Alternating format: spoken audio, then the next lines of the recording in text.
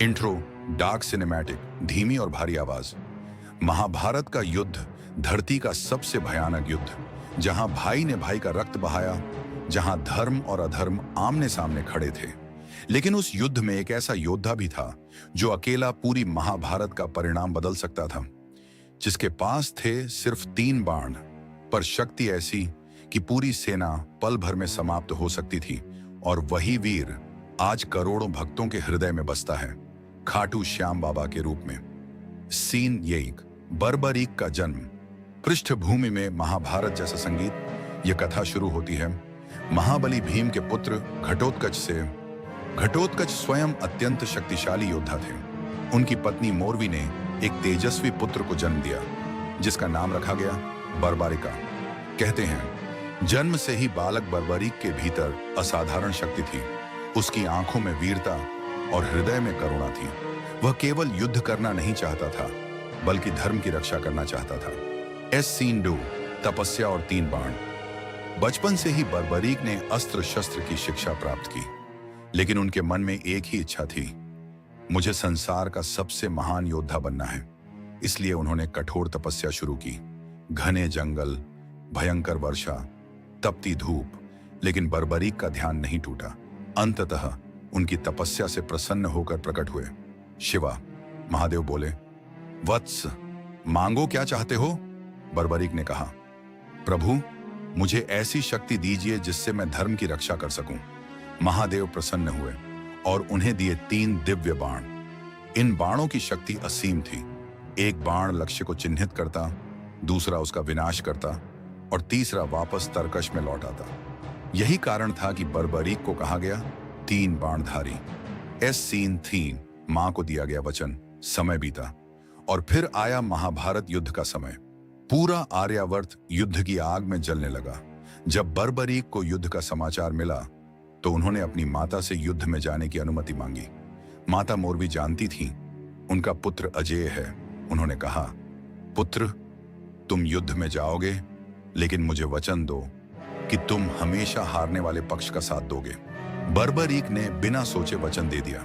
उन्हें नहीं पता था यही वचन आगे चलकर उनके जीवन की दिशा बदल देगा। सीन 4, श्री कृष्ण की चिंता। उधर कृष्णा सब कुछ देख रहे थे।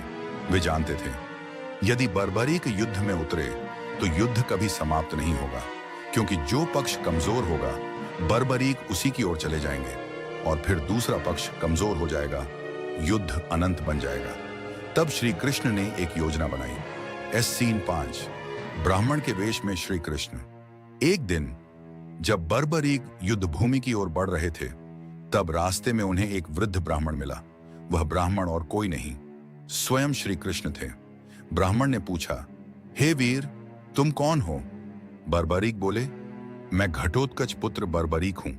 ब्राह्मण मुस्कुराए, सुना है तुम्हारे पास केवल 3 बाण हैं, क्या सच में तुम इनसे युद्ध जीत सकते हो? बर्बरीक शांत स्वर में बोले, ये 3 बाण पूरी सेना का अंत कर सकते हैं। ब्राह्मण ने उनकी परीक्षा लेने की सोची। सीन 6, पत्तों की परीक्षा।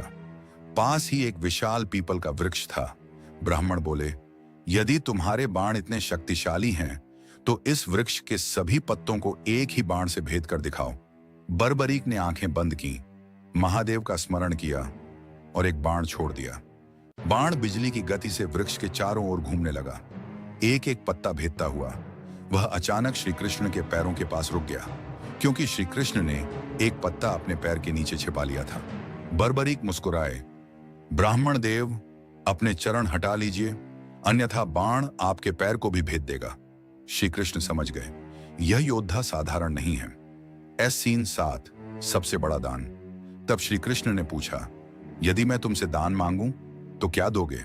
बर्बरीक बोले, मैं क्षत्रिय हूं, दान से पीछे नहीं हटूंगा।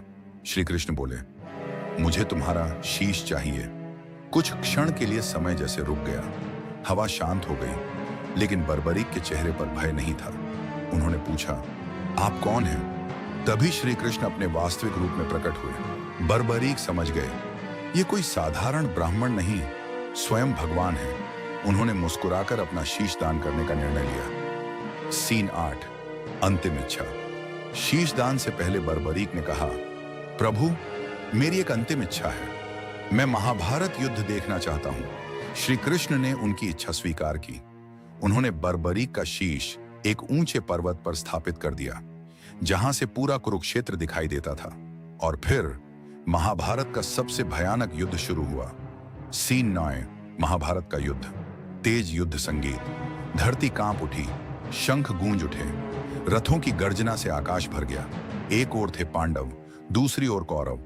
हर दिन हजारों योद्धा मारे जा रहे थे, लेकिन पर्वत पर रखा बर्बरीक का शीश सब कुछ देख रहा था। उसे दिखाई दे रहा था कि युद्ध केवल मनुष्यों का नहीं, ईश्वर की लीला है। सीन 10, युद्ध का सबसे बड़ा रहस्य। 18 दिनों बाद महाभारत समाप्त हो गया। पांडव विजयी हुए, लेकिन उनके बीच विवाद शुरू हो गया। सबसे बड़ा योद्धा कौन था? कोई अर्जुन का नाम ले रहा था, कोई भीम का। तब श्री कृष्ण मुस्कुराए और बोले, जिसने पूरा युद्ध देखा है उसी से पूछते हैं। सभी बर्बरीक के शीश के पास पहुंचे। उन्होंने पूछा, बताओ विजय का श्रेय किसे जाता है? बर्बरीक बोले, मैंने युद्ध में केवल एक शक्ति को कार्य करते देखा। मैंने केवल श्री कृष्ण का सुदर्शन चक्र चलते देखा। बाकी सभी तो केवल माध्यम थे। पूरा कुरुक्षेत्र शांत हो गया। सीन 11, श्याम नाम का वरदान। बर्बरीक के त्याग से श्री कृष्ण अत्यंत प्रसन्न हुए। उन्होंने कहा, कल युग में तुम मेरे श्याम नाम से पूजे जाओगे। जो व्यक्ति सच्चे मन से तुम्हें पुकारेगा, तुम उसकी सहायता करोगे, तुम हारे हुए लोगों का सहारा बनोगे। तभी से बर्बरीक कहलाए श्याम बाबा। सीन 12, खाटू धाम की स्थापना। समय बीतता गया और फिर एक दिन खाटू श्याम टेम्पल में बाबा का शीश प्रकट हुआ। कहते हैं, जिस स्थान पर शीश मिला वहीं भव्य मंदिर का निर्माण कराया गया। आज यह स्थान करोड़ों श्रद्धालुओं की आस्था का केंद्र है। दूर दूर से लोग बाबा के दर्शन करने आते हैं। विशेषकर फाल्गुन मेले में पूरा खाटू धाम जय श्री श्याम के जयकारों से गूंज उठता है। सीन थियरी, भक्तों के चमत्कार कहा जाता है। जो व्यक्ति सच्चे मन से बाबा को पुकारता है, बाबा उसकी झोली भर देते हैं। किसी को रोजगार मिला, किसी का परिवार बच गया, किसी की बिगड़ी किस्मत बदल गई।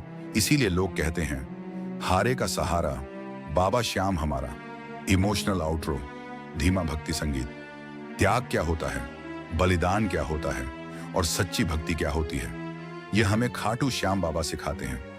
उन्होंने अपना शीश देकर संसार को यह संदेश दिया कि सबसे बड़ा धर्म अहंकार नहीं बल्कि समर्पण है। अगर आप भी बाबा श्याम में श्रद्धा रखते हैं तो कमेंट में लिखिए जय श्री श्याम और वीडियो को शेयर जरूर कीजिए, ताकि बाबा का आशीर्वाद हर भक्त तक पहुंच सके। एंडिंग चांट, हारे का सहारा बाबा श्याम हमारा, जय श्री श्याम।